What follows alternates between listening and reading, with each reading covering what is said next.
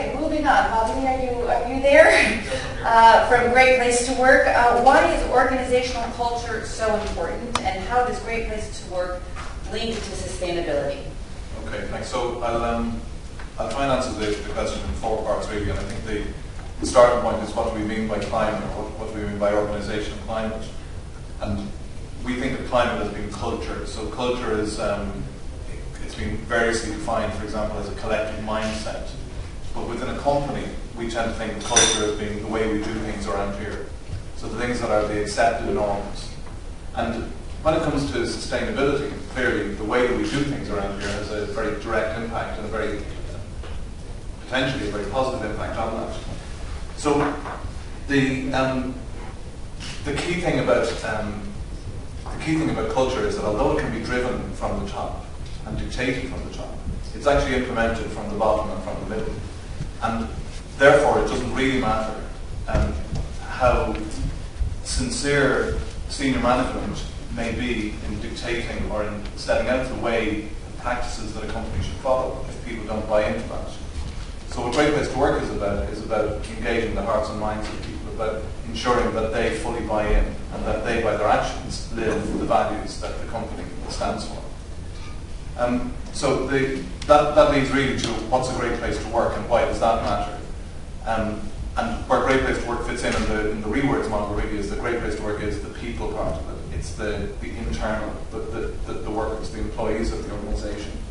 So when we talk about a great place to work, we talk about a workplace in which you trust the people you work for, have pride in what you do, and enjoy the people that you work with. But of those three, the absolutely crucial part is trust, because you can have a workplace that may not be great, that you can still have great pride in. So for example, in the voluntary sector, you'll often find workplaces with a very high level of pride, but they may not actually be, they may be lousy places to work. Or you can have a workplace with a very high sense of camaraderie, and in fact a lot of the time, the higher the camaraderie, the worse the workplace is, because it's a destructive type of camaraderie. It's us against them, rather than united. But what is certain is that where you've got high levels of trust in the workplace, great things can happen. And this is why so many organizations set out to become great workplaces.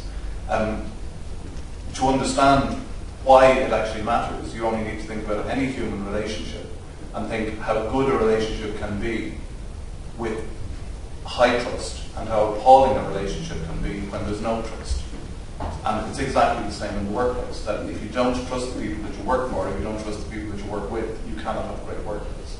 So that's where the relevance, why it matters, is because the commercial success, whatever way you define that success, of the best workplaces, the high trust workplaces, is far superior to that of any other workplaces. So in the US, for example, we've tracked the performance of the best workplaces relative to the S&P 500 over a 12-year period. And the best workplaces consistently outperform the S&P 500 by a factor of 3 or 4 to 1. And there are no exceptions to that. If you track the return, the average return of the S&P 500, it fluctuates, and the return of the 100 best fluctuates in the same way, but they're like train tracks. There's a gap between them. And what feeds that is when people care about the work they do and when they care about the organisation that they do it for, they put their hearts and minds into it. And that will always be better than a process manual or a supervisor ensuring that things are done. So that's why it matters. The third point I just want to very briefly touch on is the link between trust, ethics, and sustainability. So sustainability, we've talked about. Ethics is absolutely crucial in this. The values that the management team of an organisation have, and to some extent, the market will dictate the extent to which a company is run ethically. You know, clearly there needs to be at the heart of an organisation, there needs to be a commitment to doing the right thing. But all organisations respond to stakeholder pressure, and as society changes its view of what's acceptable, so organisations often change their view and fit in line with that. And what we found in our research is that where employees report high levels of trust, they also report high levels of confidence that customers should trust this organisation. So we measure through our model the levels of employee trust, and then we ask the question, in some of our markets, to what extent do you feel that employees, or sorry, that customers are right to trust this organisation? And where you've got high levels of trust between employees and management, you get strong agreement with that. And where you've got low levels of agreement, you get low agreement with that. So clearly employees are absolutely crucial to the reputation of the company, both in the way they talk about the organisation, but also in how they do things. So going back to the definition of culture as the way we do things around here, that if employees aren't fully bought into the way we do things around here being the right, sustainable way, then it's not going to happen.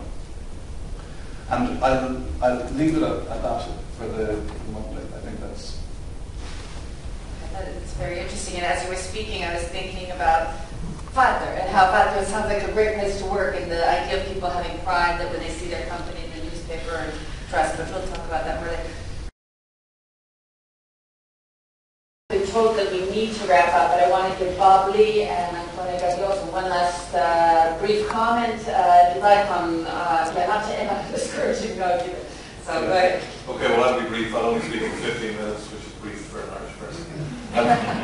Because of push for time, I'll just make one point. Roberto made a very interesting point about the initiative that took 7,000 trucks off the road, and that some people said, well, that's your motivation for sustainability initiatives is to make money.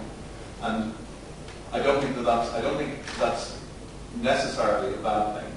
I think the way that business works is it needs to be good for business as well as good for society. And I think that it's really about aligning the needs of business to make a profit responsibly and the needs of society. Our mission at Great Place to Work is to create a better society. And we recognise that in encouraging organisations to do things that help to create a better society, they have to make commercial sense. And finally, on the issue of the financial crisis, what we've seen from the fallout of the financial crisis over the last few years is that some companies who had previously committed to building high trust relationships with their employees walked away from it the moment that things got uncomfortable, because it became too uncomfortable to communicate. It actually became difficult to communicate in some cases, just to say we don't know what to do, we have no solution, we're trying to figure one out. So instead of great organisations, like I always think of Microsoft as being a black belt of Great Place to Workism. They're on our lists in almost every country in which they operate. But they are a superb example of how, even in tough economic times, you can remain fully committed to the principle of creating a great place to work. And I think that it also makes it a sustainable business. So it's really about alignment, and it's about aligning the needs of society and aligning the needs of all of the stakeholders, which is what attracts us so much to the rewards principles.